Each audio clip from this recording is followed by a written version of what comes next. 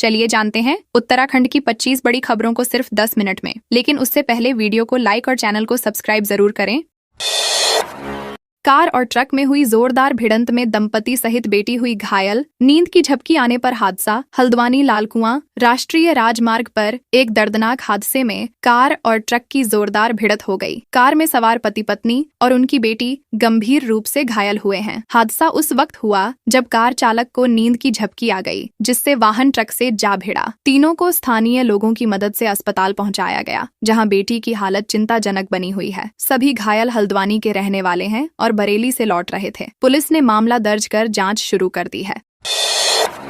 कांग्रेस ने 2 दिन के विधानसभा सत्र को बताया मजाक। करण माहरा बोले, उपलब्धियों पर चर्चा के लिए नहीं दिया गया पर्याप्त समय। उत्तराखंड की कांग्रेस पार्टी ने राज्य की रजत जयंती पर होने वाले 2 दिवसीय विशेष विधानसभा सत्र को राजनीतिक दिखावा बताया है। प्रदेश अध्यक्ष करण माहरा ने कहा कि राज्य की उपलब्धियों, चुनौतियों और भविष्य की दिशा पर गहन चर्चा के लिए 2 दिन का समय बेहद कम है। उन्होंने मांग की कि यह सत्र गैरसैंण में होना चाहिए था, क्योंकि वहीं से राज्य निर्माण का भावनात्मक इतिहास जुड़ा है। माहरा ने सरकार पर जनता की भावनाओं से खिलवाड़ करने का आरोप लगाया।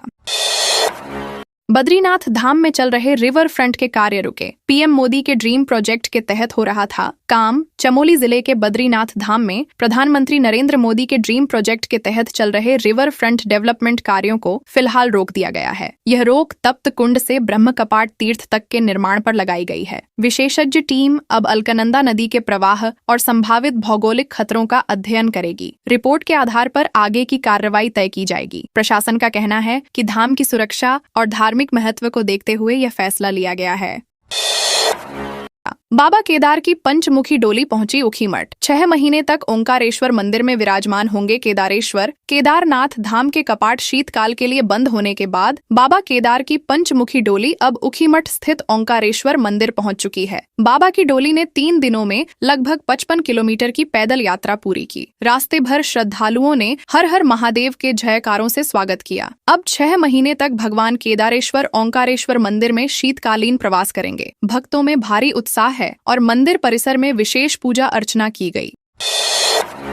देहरादून ने 25 साल में खोई पहचान। वाहनों में 1300% हुई बढ़ोतरी। राज्य की राजधानी देहरादून ने पिछले 25 वर्षों में अपनी पुरानी पहचान लगभग खो दी है। कभी बासमती के खेतों और लीची के बागानों के लिए प्रसिद्ध यह शहर अब भीड़ भाड़ और प्रदूषण का केंद्र बन गया है। जनसंख्या दोगुनी हो चुकी है और वाहनों की संख्या में 1300% की वृद्धि दर्ज हुई है। अनियोजित शहरीकरण और अतिक्रमण ने देहरादून की सुंदरता पर असर डाला है। पर्यावरणविदों ने चेताया कि अगर यही हाल रहा तो शहर का पारिस्थितिक संतुलन पूरी तरह बिगड़ सकता है।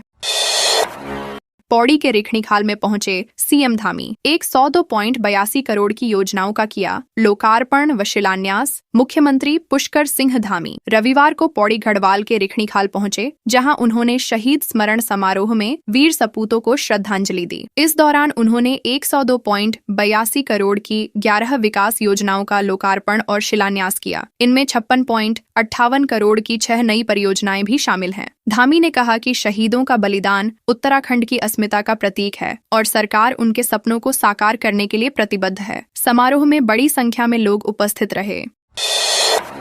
अल्मोड़ा में भाजपा नेता का आरोप। चौखुटिया आंदोलनकारियों को भड़का रहे कांग्रेस विधायक। अल्मोड़ा जिले में भाजपा के प्रदेश कार्यकारिणी सदस्य राजीव गुरुरानी ने कांग्रेस विधायक मनोज तिवारी पर चौखुटिया आंदोलन को भड़काने का आरोप लगाया है। उन्होंने कहा कि सरकार आंदोलन के समाधान के लिए गंभीर है, लेकिन विपक्ष राजनीतिक स्वार्थ में माहौल बिगाड़ रहा है। गुरुरानी ने दावा किया कि प्रशासन बातचीत के लिए तैयार है और आंदोलन शांतिपूर्ण ढंग से सुलझाया जा सकता है। उन्होंने कांग्रेस से जनता की भावनाओं से खिलवाड़ न करने की अपील की। डीएम ने बुलाई गौचर मेला की तैयारियों को लेकर बैठक। विभागों को दिए जाएंगे अंतिम निर्देश। चमोली जिले में 73वें राजकीय औद्योगिक विकास एवं सांस्कृतिक गौचर मेला 2025 की तैयारियों को लेकर जिलाधिकारी की अध्यक्षता में अहम बैठक आयोजित की जा रही है। बैठक में विभिन्न विभागों को अंतिम दिशा निर्देश दिए जाएंगे। इस बार मेले में उत्तराखंड की सांस्कृतिक विरासत, लोक कला, हस्तशिल्प और स्थानीय उद्योगों को प्रमुखता दी जाएगी। साथ ही सुरक्षा, यातायात और स्वच्छता पर विशेष ध्यान देने के निर्देश जारी किए जाएंगे।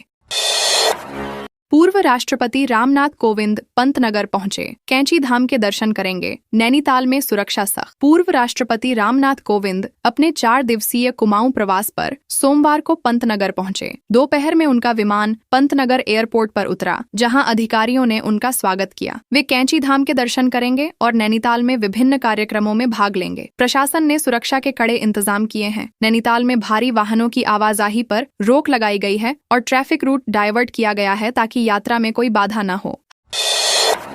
हल्द्वानी में ओमांटो से अवैध शराब की सप्लाई, 10 पेटी सहित 172 बोतल हुई बरामद। हल्द्वानी पुलिस ने अवैध शराब तस्करी के खिलाफ चलाए जा रहे अभियान में सोमवार देर शाम बड़ी सफलता हासिल की। काठगोदाम थाना पुलिस ने ओमांटो में शराब सप्लाई करने जा रहे 2 तस्करों को गिरफ्तार किया। पुलिस ने उनके कब्जे से 10 पेटी में भरी 172 बोतल अंग्रेजी शराब और बियर बरामद की है। बरामद शराब की कीमत करीब 1 लाख रुपए आंकी गई है। पुलिस ने ऑटो को जब्त कर दोनों आरोपियों के खिलाफ आबकारी अधिनियम के तहत केस दर्ज किया है।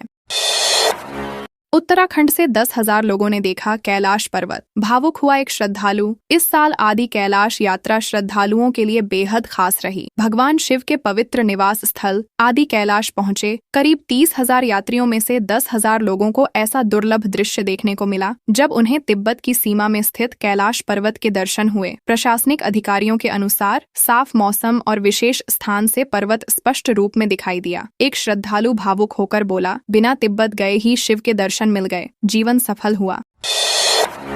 उत्तराखंड में मुस्लिम लड़के ने पहचान छिपा हिंदू लड़की फंसाई। लगातार बढ़ रहे जबरन धर्मांतरण के मामले सरकार के लिए चुनौती। देहरादून में एक मुस्लिम युवक द्वारा हिंदू युवती से झूठी पहचान बताकर संबंध बनाने और शादी का झांसा देकर रेप करने का मामला सामने आया है। आरोपी ने होटल में युवती के साथ जबरदस्ती की। घटना के बाद पुलिस ने मामला दर्ज कर आरोपी को गिरफ्तार कर लिया है। प्रदेश में इस तरह के धर्मांतरण के मामलों में लगातार वृद्धि हो रही है। सरकार ने इन मामलों पर सख्ती बरतने और कानून को और कठोर बनाने की तैयारी शुरू कर दी है।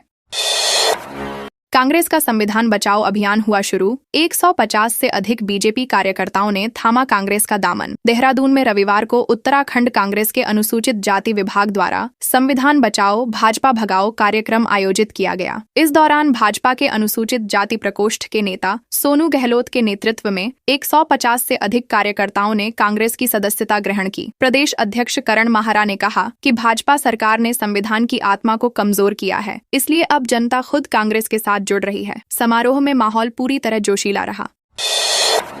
राजस्व के नए रिकॉर्ड की तरफ आबकारी विभाग। वीएटी में कमी के बावजूद बढ़ेगा कलेक्शन। उत्तराखंड का आबकारी विभाग इस वित्तीय वर्ष में रिकॉर्ड राजस्व प्राप्ति की ओर बढ़ रहा है। विभाग ने लगभग 702 करोड़ की वसूली का अनुमान लगाया है, जो पिछले साल की तुलना में दोगुनी वृद्धि दर्शाता है। खास बात यह है कि वैट में कमी के बावजूद शराब बिक्री से राजस्व में बढ़ोतरी देखने को मिली है। अधिकारियों ने बताया कि पारदर्शी प्रणाली और सख्त निगरानी से यह उपलब्धि संभव हो रही है। सरकार ने इस सफलता को सराहा है। खटीमा छठ महोत्सव के सीएम धामी होंगे मुख्य अतिथि। संजय रेलवे पार्क घाट पर भव्य आयोजन की सभी तैयारी हुई पूरी। खटीमा के संजय रेलवे पार्क छठ घाट पर पूर्वांचल सेवा समिति द्वारा आयोजित छठ महोत्सव की तैयारियां पूरी हो चुकी हैं। इस बार महोत्सव में मुख्यमंत्री पुष्कर सिंह धामी मुख्य अतिथि के रूप में शामिल होंगे। आयोजन समिति ने बताया कि घाट को रंग बिरंगी रोशनी से सजाया गया है और सुरक्षा व्यवस्था भी सुदृढ़ की गई है। पूर्वांचल की आस्था के इस सबसे बड़े पर्व में हजारों श्रद्धालु सूर्य देव को अर्घ्य अर्पित करेंगे। पूरा क्षेत्र उत्सवमय माहौल में डूबा है।